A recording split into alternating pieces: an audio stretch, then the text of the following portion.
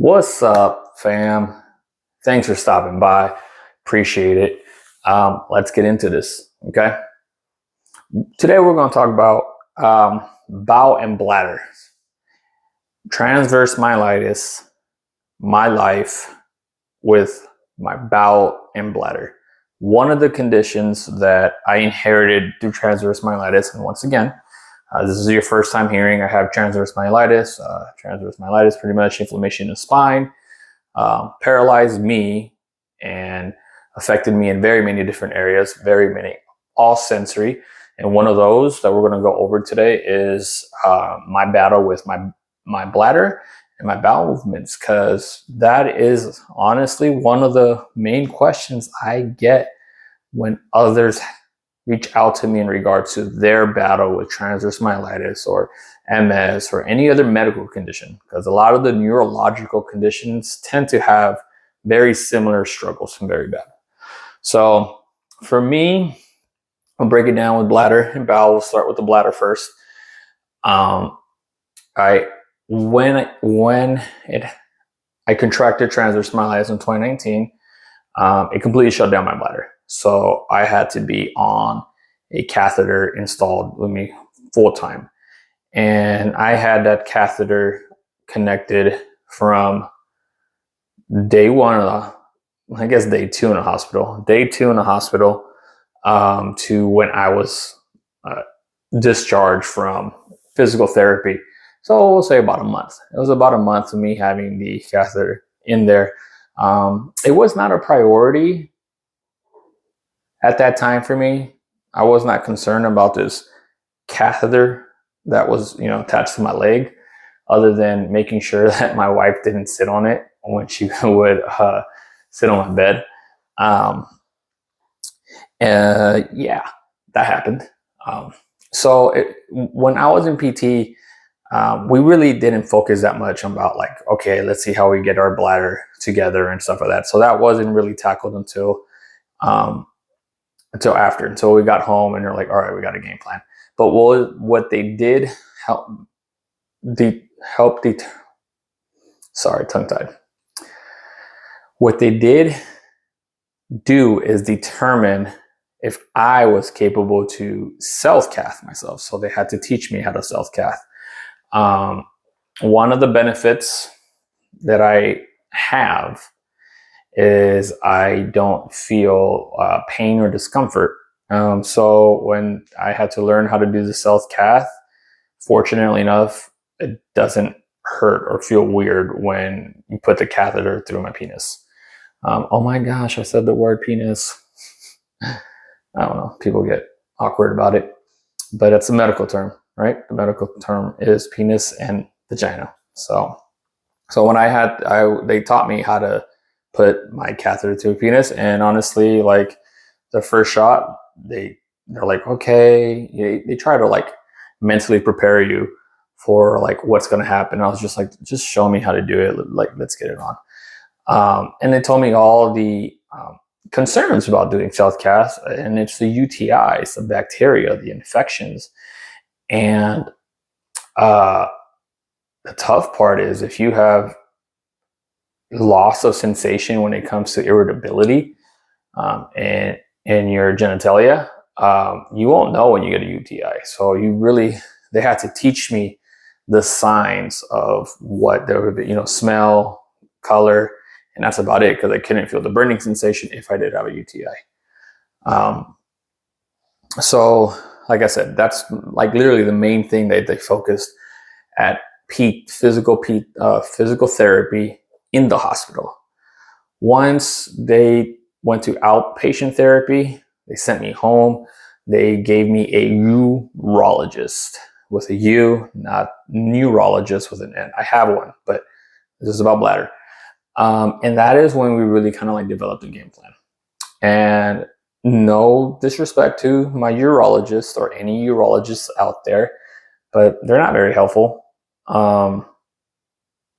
They just literally tell you, track how much urine you discharge, and that you void, not discharge, that you void, and then track how much water, and then we'll see you next week. So for a while, that's all I really had to do. All I really had to do was just like, okay, I have to cath every 2 hours and keep track of all that. It's annoying, it's bad, but you know what? Data is important. And you're going to hear me saying that data is your friend. You have a medical condition, or a friend or a family member that has a medical condition, and you're the person that's looking after them. Data is your friend, because that's what's going to help you understand your progress and your recovery. Because if it goes based upon our feeling and what we just see, we really can't tell how much we've improved or have not improved. So that was a little commercial about data. Anywho, so that's literally the only thing that they were monitoring me for. And they'll do some x-rays, check to make sure how much I'm retention. And then once they figured out, 6 months, 8 months down the road, they're like, okay, you're retaining this much. You probably shouldn't drink that much water. You probably should. And that's about it. That's honestly it. So, but regardless, you should still, if you don't have a urologist and you have bladder issues, I don't see why you wouldn't have one. But if you don't, I recommend you do, because you need them if you get a UTI. Because they're the ones that are going to catch it, most likely or not. You need them to be able to do your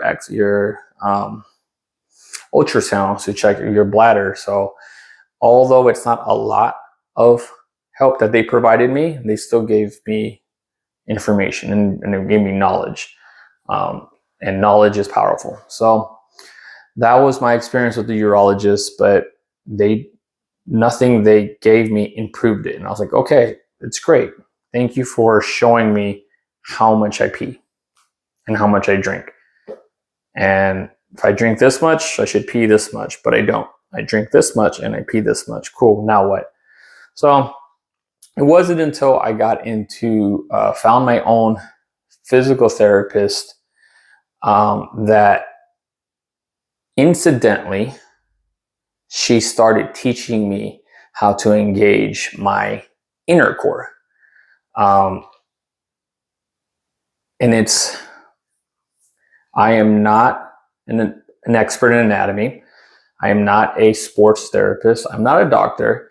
I'm not a professional in any of these areas. Okay. So I just want to throw that disclaimer out there. Okay. So if you're going to go after me for what I'm saying, whatever, but my disclaimer is out there. I'm not. Okay. But it was more than just crunches. It's more than just sit-ups. The normal stuff that you see for aesthetic purposes, because people do crunches because they want a six-pack, even though a six-pack has been in the kitchen. But anywho, whatever. It was different exercises. A lot of them had to do with me like laying on my back, very slow, intentional movements. And it wasn't until I started doing those more often that my bladder started responding. The bladder is a muscle, if I'm not mistaken, or it has muscles. You can Google it, research it. You know what?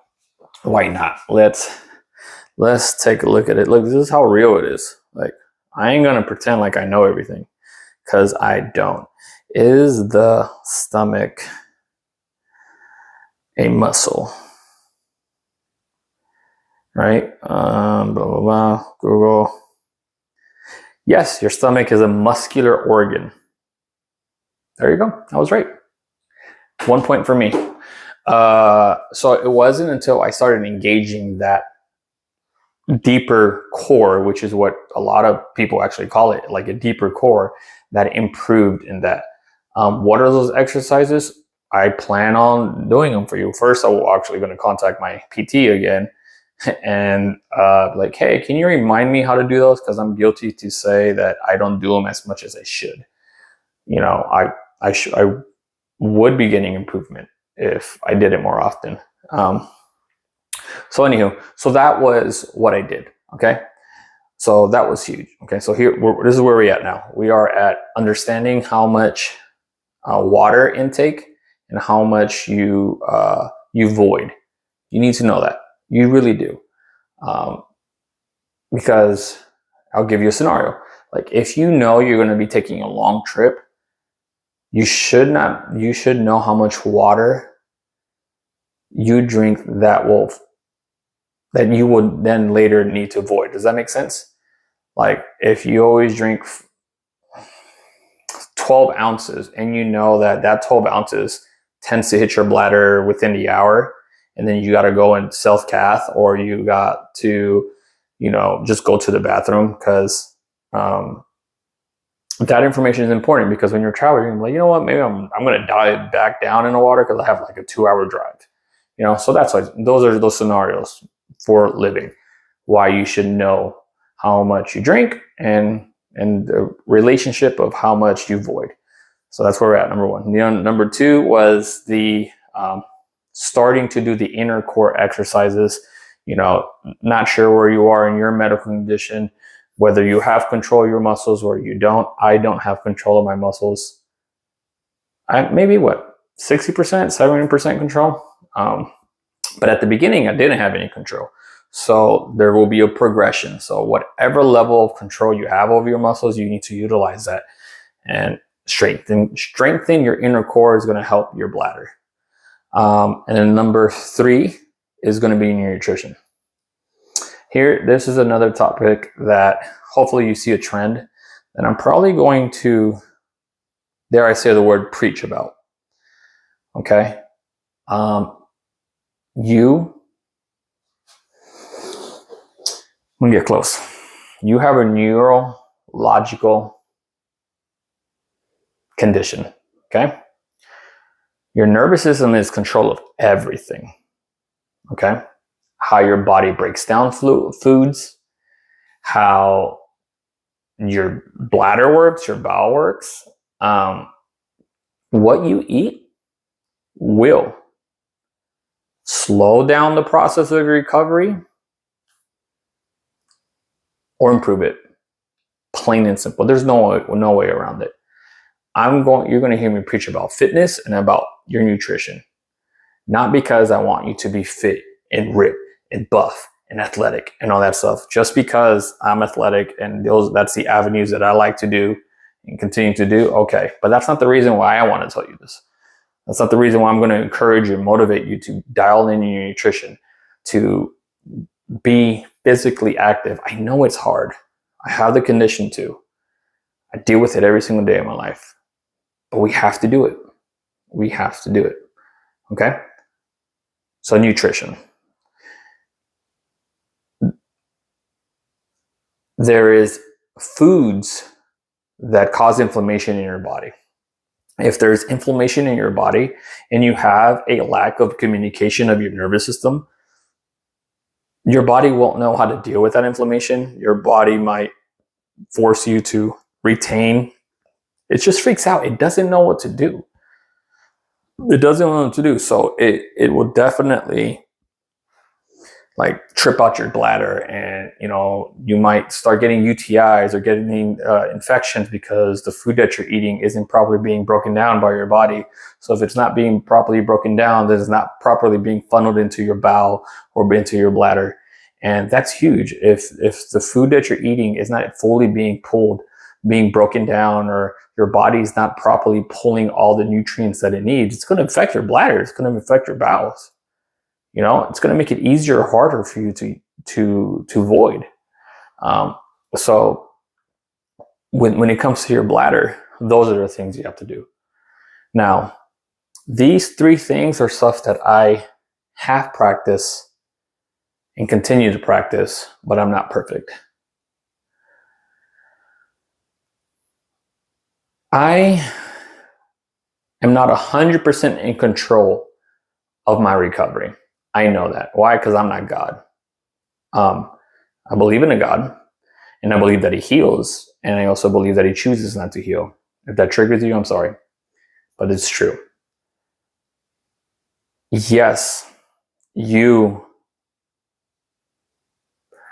the Christian believer who believes that, God heals and I should be healed because He heals. And you know what? I don't even want to get into that right now. And I'm not even going to, anywho, I'm not editing any of these videos. These are just straight. Okay. So I am not 100% in control of my recovery, but I am 100% responsible for what I do to recover. Does that make sense? I am not 100% in control of my recovery, meaning I can't dictate everything in the way that I want it to go. But I am 100% in control of what I do to improve my recovery. And those are the three things that you're going to improve in your recovery. You will. Is it going to be absolutely dramatic where you don't need to cath anymore and self-cath and whatnot? I don't know. I can't promise you that. But will it maybe make you healthier? Will it maybe do a ripple effect and help you out in a different area of your medical condition? Yeah, I think it will. I think if you pulled the data, you paid attention to your drinking habits, you paid attention to how much you trained your core for your bladder. Once again, this is just for the bladder. And what you ate will make a difference. Something will change to your benefit. I promise that. It will.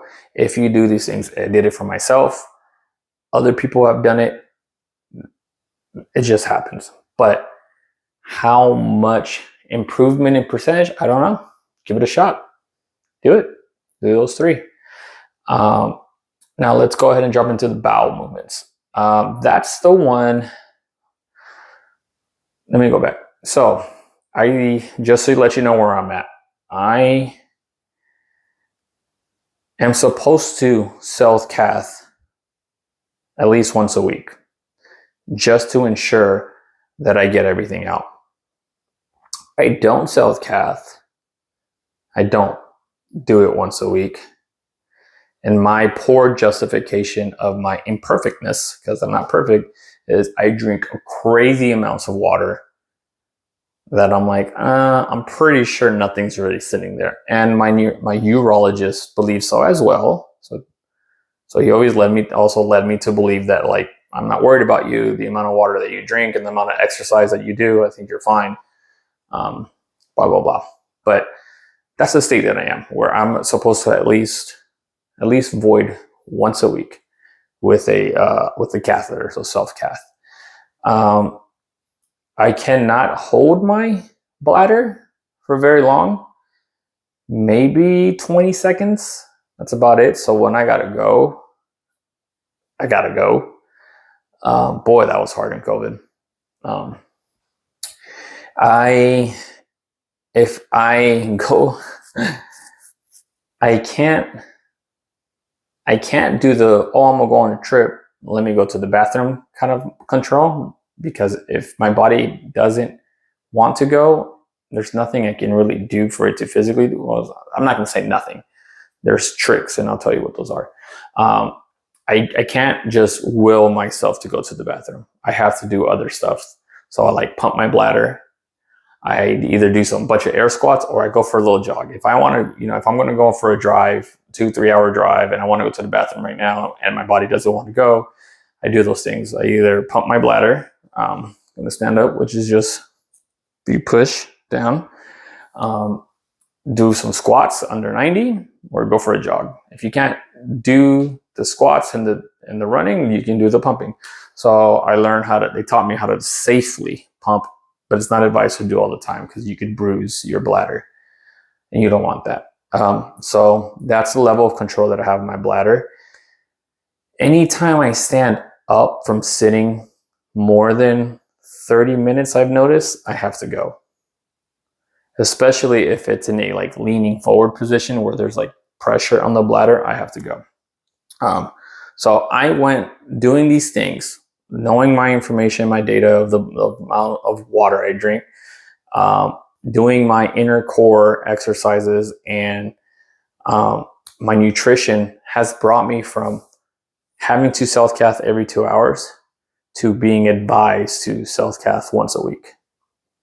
I haven't used a catheter in 3 months, 4 months maybe. Yeah, 4 months. So that's what I did. Okay.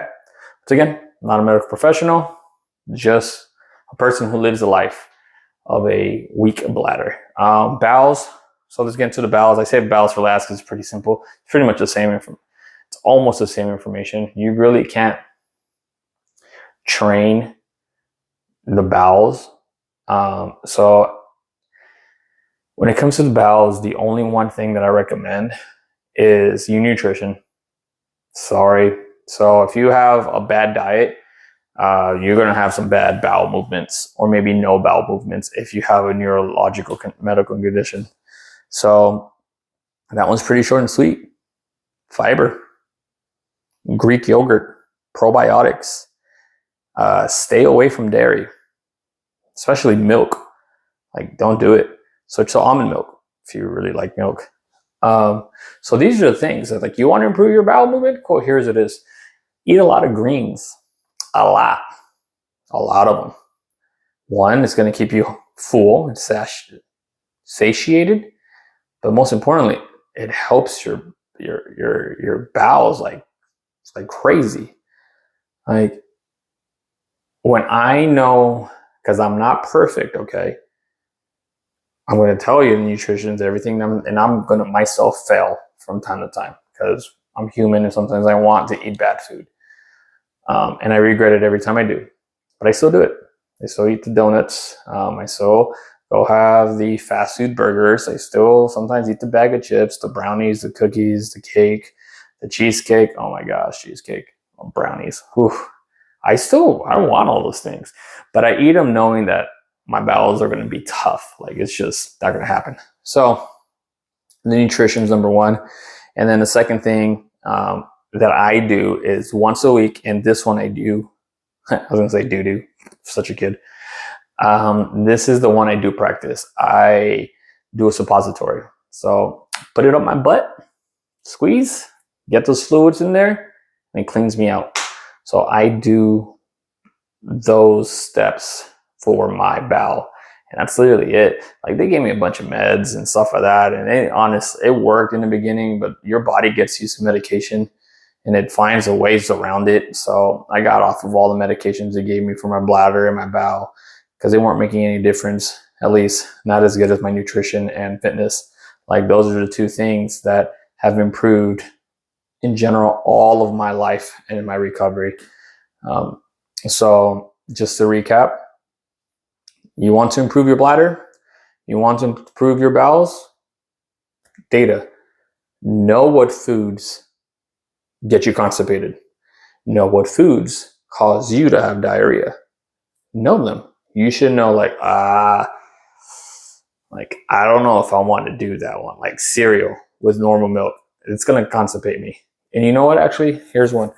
I can't have bananas in the pure form.